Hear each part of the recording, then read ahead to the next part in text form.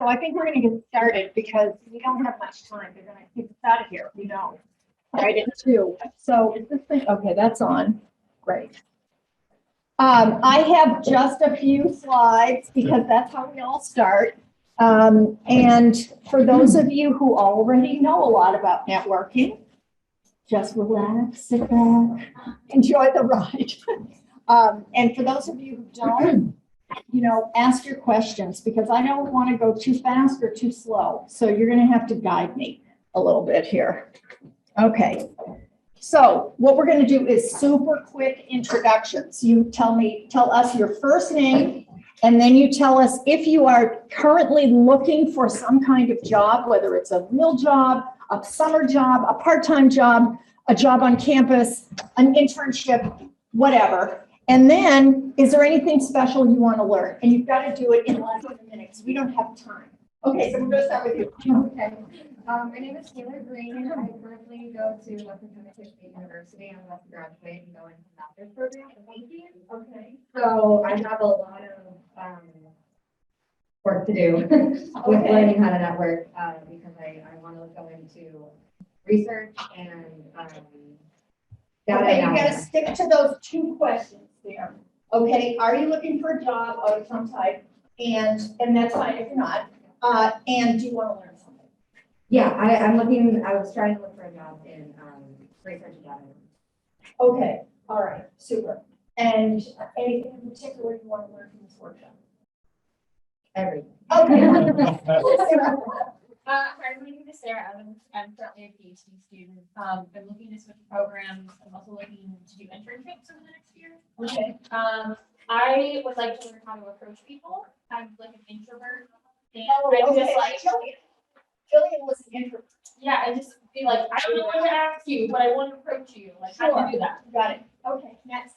Hi, my name is Rachel, and I'm job searching. Okay, I finished my PhD in December. super. Congratulations. Yeah, and look at anything in particular, I think just I'm in the thick of networking, so what am I doing right? What else could I be doing? Okay, super. Thank you. Maria. Maria Rodi, I'm looking for a job. I have a PhD in anthropology, and I'm looking basically places to look for a job, different resources. Okay, Beth. Hi, Beth. I have a job. I'd like to know how to sustain my networking job. I'm Jason Whitney, Jason. and I'm a professor at Penn State, but I'm interested in increasing this consulting sideline I've got. Okay, super. I'm Sal Wasmino. I am a PhD student. Yes. I am looking for internships on advice for PhD. Okay, perfect. I'm Allison. I'm a PhD in archaeology last year. I'm looking for a job outside of academia. Right. And what I'd like to learn in this workshop is how to articulate when you're comfortable calling someone that you want to do what you do with them how. Okay, perfect.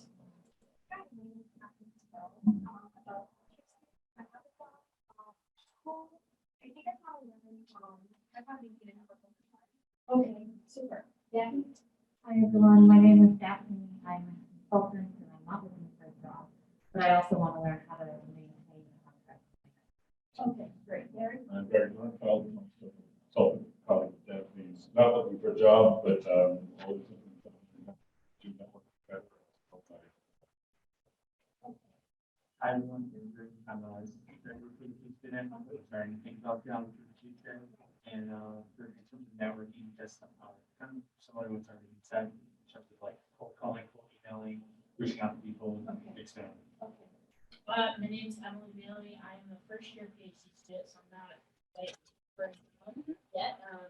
But I am hoping to learn like when you have an interview with someone, interview, how do you capitalize on that time for questions that you ask? Sure. Hi everyone, I'm Marco. I'm a first year master's student and I'm not looking for a job, but I'm interested in PhD in the future. I want to specifically learn how to make connections with professors who I am interested in working with in the future in the other schools. Right. Okay, perfect. My name is Elena. I'm a second-year doctoral student. I'm not looking for a job, but like wanting to understand better how to be more effective in Okay. Perfect, thanks. Robert?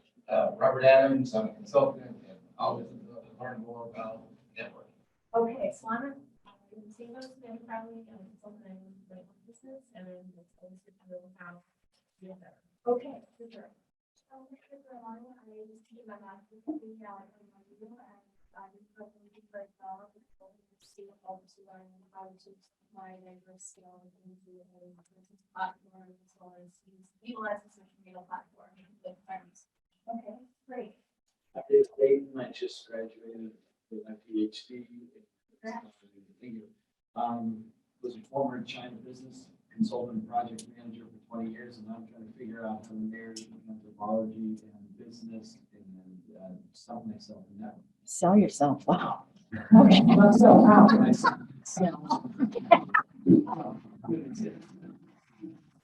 Okay, so in all honesty, I stole this slide from Beth.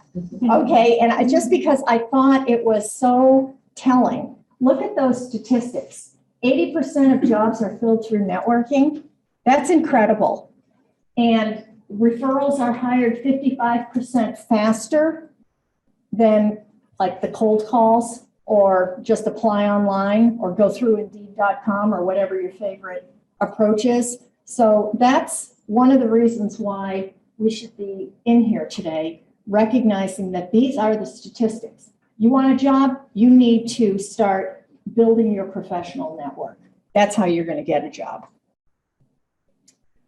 Okay, so I want, if none of you are familiar, if none of you is familiar with Granovetter's work, it's an old paper published in the American Journal of Sociology, and it's called The Strength of Weak Ties. I remember reading it back in the Paleolithic. It is a fascinating paper. It's really hard to get through. I have to say the language, the writing is really tricky, but I'm trying to boil it down here. The way you should think about networking is to not necessarily consider the people that are immediately in your tight circle to be your best bets of getting a job. It's the people they know. So it's not them, it's the people they know. In other words, it is a tie that is weak to you. You have a strong tie to your close friend, but you don't know your close friend's uncle, for example. That's where the weak tie is, between you and the uncle. So I want to make sure you understand that is the most critical thing you will probably hear in here today. So now that forces you to think about networking completely differently. Patty, your good friend, is not going to be hiring you, okay? And Patty and you share an awful lot of friends in common. And they're probably not going to be the ones hiring you because you would have already approached them if there was any chance. But Patty has this entirely different network. And it's that network you want to tap into because you know Patty. Or because I know Jason, I want to get into Penn State somehow for whatever reason. So he's going to be my contact person. That is what Granovetter was trying to tell us. And so what you want to do is, spread the word about yourself and what you're looking for, what type of a job, what kind of an organization, whatever matters to you. Maybe it's location that, you are interested in looking for work in place X and more or less this kind of an organization, and you're trying to get closer to that type of organization. So, and this is just really basic stuff. And so here I just tried to spell it out a little bit more. The me is in green, that's you. And your good friend is kind of that purple color. So you can see the direct connection. You want to go to your good friend's acquaintances. Those are the weak ties to you. Is everybody clear on that? Okay. And here's one with the acquaintance. If you have an acquaintance directly, and all of us have acquaintances, no problem. Go right to your acquaintance because they are not a tight fit with you. And they are the ones who potentially can be very, very helpful to you. You don't want them too distant, though. I've tried this myself, where you go to an acquaintance. That's a little bit too far away. The acquaintance can't really stand up and say, hey, this person is really cool. It's just an acquaintance. So you need your good friend to be able to vouch for you. So that's the concept here. Okay, and when I think about networking, what I try to do, not always successfully, is I create an Excel spreadsheet. And it looks something like this, you know, person's contact information, whatever I have, if it's email or phone, the date that I was in touch with that person, background, what I've heard about this person, and whatever the person told me. Yeah, you should go and speak with Mark, or you should go and speak with Sam, or whoever it is. And then any follow-up, my follow-up. So have I yet contacted Mark or Sam? So it's just, first of all, it's a good reason, there's a good reason to do that. It's a record. It's a record of when you spoke with someone, which can come in quite handy. And it also shows you over time who you have contacted and who are now essentially part of your network. Typically, when you reach out to people, they're very happy to help you, by and large. I mean, occasionally you'll find some oddball that doesn't want to, but really people want to be helpful to each other. And so keep track of those people. Over time, you may circle back to one or two of them and say, gee, you know, I remember that I spoke to you 5 months ago, and at that time you told me X. Well, I now have another question, or I did exactly what you suggested, and I ran into so-and-so, and so-and-so says he knows you. Okay, so it's a way to build your knowledge of your own new network and allow you to go back, circle back to some of those people over time, so that it really starts to feel much more cohesive. It's not a list. It's not simply a list. It's a record, which is a different kind of animal. Okay, so what the exercise is going to be in here is that we're going to be doing informational interviews with each other. So each of you are going to pair up. But before we get to that, I want to stress something that I find to be very useful. When you do an informational interview, your goal is not to get that job that you think that person might have. That person may or may not have a job, who knows? Your goal is to learn what you need to learn in order to improve your chances of getting some job. All right? So you want, basically an informational interview helps you because it allows you to seek advice.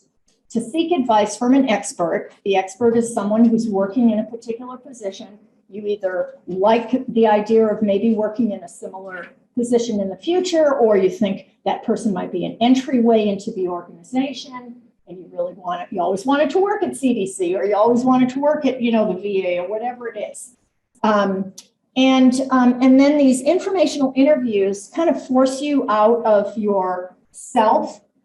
They get you to converse. You're conversing now with an expert. So this person is not somebody that you know necessarily, and you have to start thinking about what questions work really well. After you've done 2, 3, 5, 10 of these things, you know what you need to know. And your questions get sharper, and your brain is processing things better, and you know how to respond to keep the conversation going. So these informational interviews really have, I think, a huge amount of value. And oftentimes, after I have spoken with someone who's sought some advice from me, I will say, oh, and by the way, you should talk to X, Y, and Z. Here's their contact information. Okay, so now I just got 3 referrals, free of charge. Now I'm going to do 3 more informational interviews based on my conversation with this person. So do these things take time? Yeah, they take some time, but so what? What else are you going to be doing? You're looking for a job or an internship or something, right? So you might as well spend your time wisely and build your network at the same time.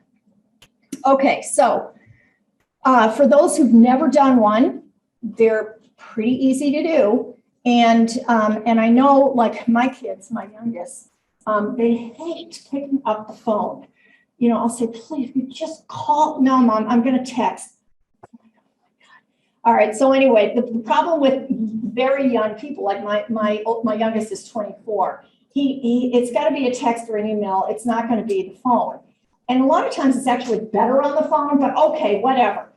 You are going to communicate with the person you would like to set up an informational interview with. Here is an example of what you might say in your email or on the phone. You're asking for a limited chunk of that person's time. I personally recommend 15 minutes. The person may feel comfortable giving you more than 15 minutes, but I say 15 minutes because it forces you to be concise. What do you really want to know from this person? You can get it done in 15 minutes. Honestly, you can do an interview in 15 minutes if you have to. And so the point is, be mindful of the person's time. If they invite you to continue talking, that's great. That's perfect. 25 minutes, no problem. But that's not up to you. You ask for 15 minutes. You explain what your situation is. I'm in such and such school. I heard about you through so-and-so. They suggested I contact you, and I wondered I could really use some advice. I'm, about to embark on, my master's degree, or I'm, finishing up as a senior, or whatever your situation is, and I'm looking for advice. And who doesn't want to offer somebody advice? Everybody wants to give everybody advice. So you're not asking for something that's difficult. It may take a little bit of time to schedule. Who knows? Depends on how busy the person is, I suppose. But for you, they're going to schedule you right in. Okay, here are some possible questions. There are many other questions, and I'll put this back up when we do the exercise. So there are, kinds of two phases of this. You can learn about what the person's actual work consists of, or you can ask in general about yourself, about career advice based on your situation. If you're going to do the career advice, probably best to send ahead a one-page resume or something that would give this person an idea of your background, what you've studied in school, if you've had any summer jobs, that kind of thing. Or if you are a consultant, what you've done in the past. It just helps them be more responsive to the questions that you're going to be asking them. So I would send that in advance if you're going to focus just on the advice. So I'll come back to that. I highlighted learning about your work, the challenging aspects of it, because if you are, let's say, an anthropologist with a fair amount of experience, so I'm talking here about master's students, PhD students, who are very used to talking about the projects that they've worked on. The challenging aspects, when you ask the person about, what's challenging about the work you do, you can pick up on that. And you can then connect one of that person's challenges with your own experience. Oh, I ran into that same issue at such and such place when I did an internship. And here's how I handled it. What do you think? Do you think I handled it in the best possible way, or what would you have suggested I did? It's a way to build the conversation. When you're doing this 15-minute crash interview, you want to obviously sound relaxed. You want to look pretty good. Okay, so in other words, put on a nice blouse, no t-shirts. Doesn't matter if you have jeans on, nobody can see on Zoom anyway, right? But look cheerful. Try to maintain eye contact if you can over Zoom. I know it's a little tricky. And then when the 15 minutes is up, you signal and you say, our 15 minutes is up. And at that point, the person is going to say, oh, that's okay, I have a few more minutes. Or the person is going to say, yeah, you're right, I've got to run to a meeting. Okay, so you have to plan to finish your questions in the 15 minutes. End of story. Do not go over, okay? And then, once the thing is, when you hung up the phone or Zoom or whatever it is, you gotta write a thank you note. My mother drilled thank you notes into my head. And I have passed that on to my children. I think it's an important way to show respect. It's an important recognition that they've given you something that you paid nothing for except your time. But it's a recognition that they have advised you, they've given you some valuable information, and so you want to thank them for it. So now the exercise. Pick a partner. So pair up.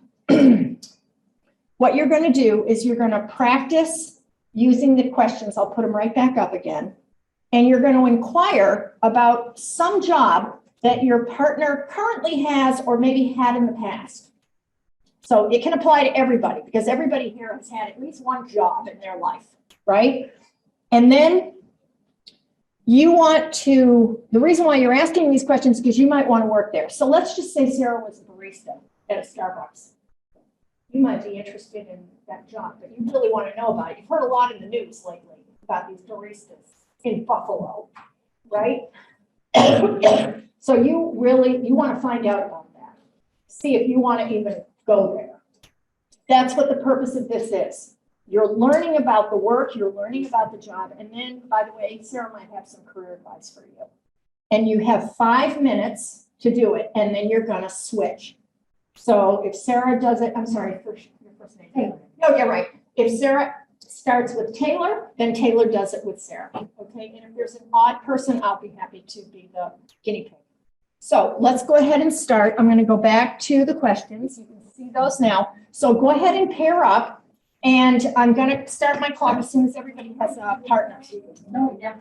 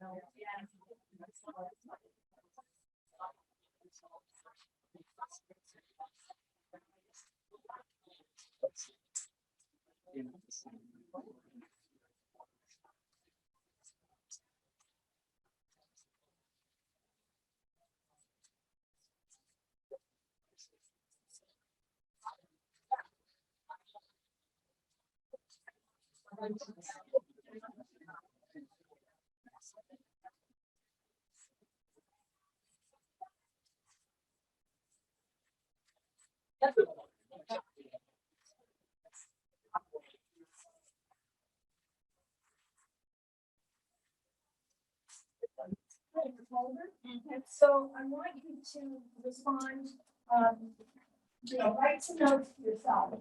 The first thing is, what did I learn from this exercise about informational interview? I mean, its usefulness, how to evaluate the process. And the second thing I want you to learn, which you do not have to share, is what did I learn about myself? So those are the two questions. The first is, what did I learn about informational interviewing? And that I will ask you to share. And then the second is, what did I learn about myself in this whole process? So I'm going to give you 5 minutes.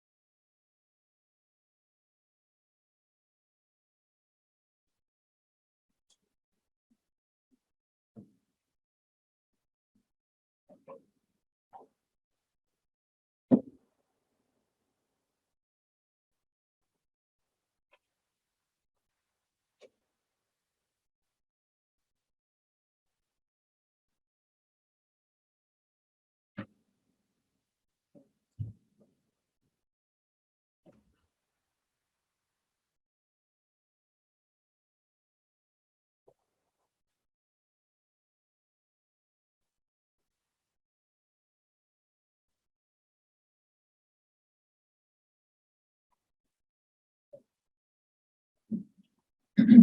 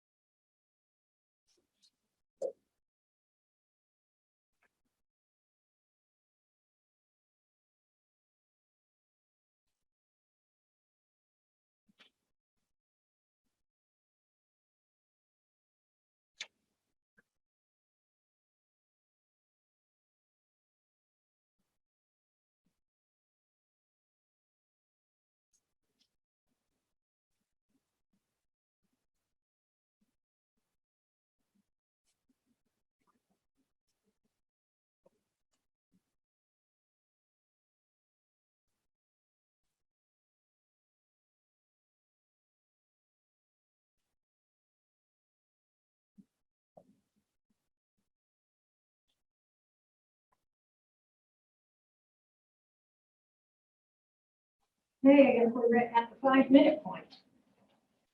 So what do we know about, what did you guys think about this whole process of the informational interview? And let's just have just a quick debrief. Yeah. They- I'll build on it.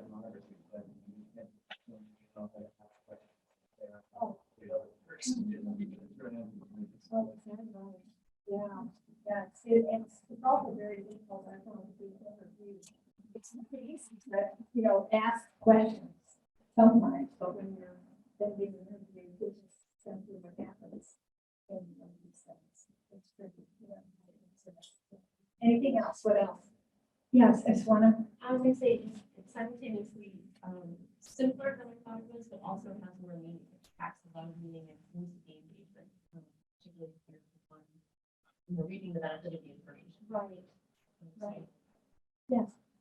I was gonna say that it's, even though it was short, because the questions were so pointed, we were able to elicit a lot of really rich information. And so Yeah. one that like 15 minutes seems like, oh my gosh, they called It's like, happening anytime. but if you're well prepared for you can really get a lot out of it. Yeah, right, and it's only 15 minutes, you know, it's not the end of the world, you can do this. Yeah, anyone else? Yeah. Along the same lines, it really helps. Seems like it will help making connections a lot easier, just by having a few simple but important questions for someone, Right. especially if you're not naturally extroverted. Yes. So, yeah. Right, and I think there are a lot of anthropologists who are not that way. Yeah. I mean, you know, at least that's my observation. Yeah. Anyone else? Yeah, Maria. When you talk to somebody who's enthusiastic about what they do, they talk a lot. And they mean it in a good way, and then they put you in a direction to ask more questions that you didn't even think about. Right, right. Yeah, and a lot of times these people that you talk to, not always, but a lot of times, they kind of take you under their wing and they want to help you and they will ask you, you know, please check back in with me, and you should. Don't ignore that. They actually do want to hear that from you. Yeah. Yeah. Yeah. Even though there's like a set of questions, like hearing them talking makes me feel like I'm gonna ask other questions outside of these. And then that usually goes like the conversation goes different way. Exactly. So you have to watch your time and make sure you get out of that 15 minutes what you want to get out. It's your show, right? So you're kind of the conductor of the orchestra and you are in charge. So you have to make sure that you are getting the information you are looking for. You know, that might mean, you know, a little bit less time on something, but if you really have a burning question, you want to make sure you ask it. Yeah. It's only cool to get your question to play along with the concept of technology and it's kind of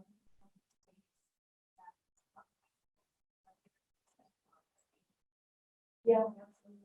Yeah, and I think one of the things I've learned from being on both of the sides is that it becomes a reciprocal activity. Both parties are getting something out of it. The person answering the questions is feeling like maybe they're being helpful, and the person asking the questions is getting information. So it works well that way. Both parties are benefiting.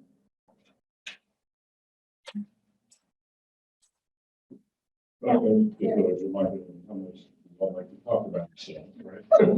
And that's a good thing, if you give people the opportunity to talk about themselves, that's part of what you're doing, but that's steering the person.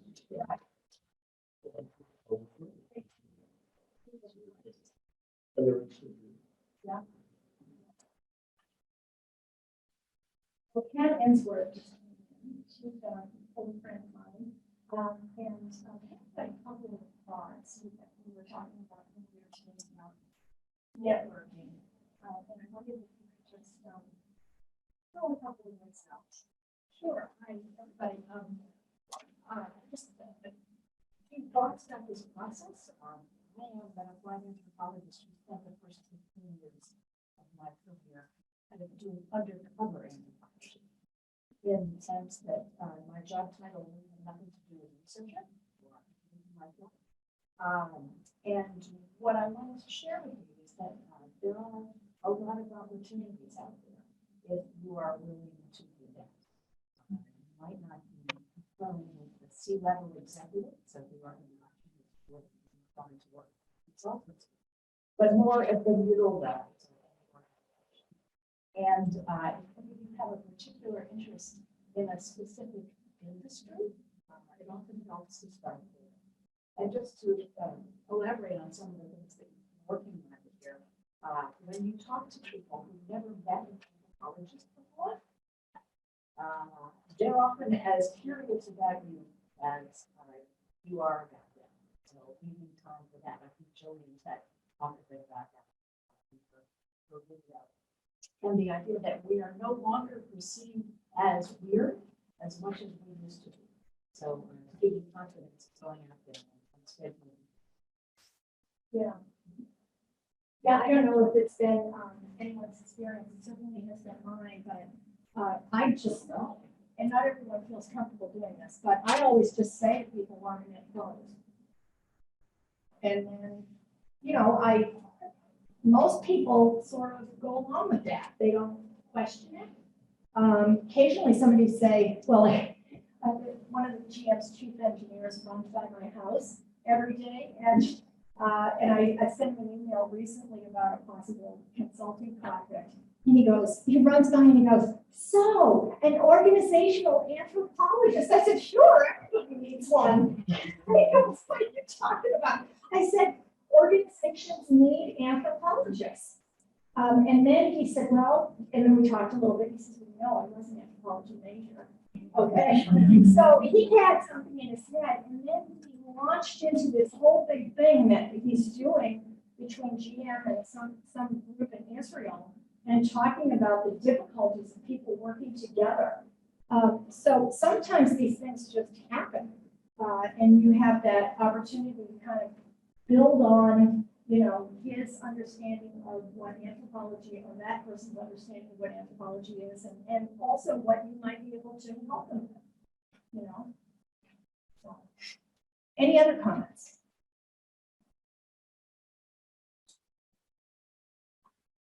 Okay, class is dismissed. Thanks for coming.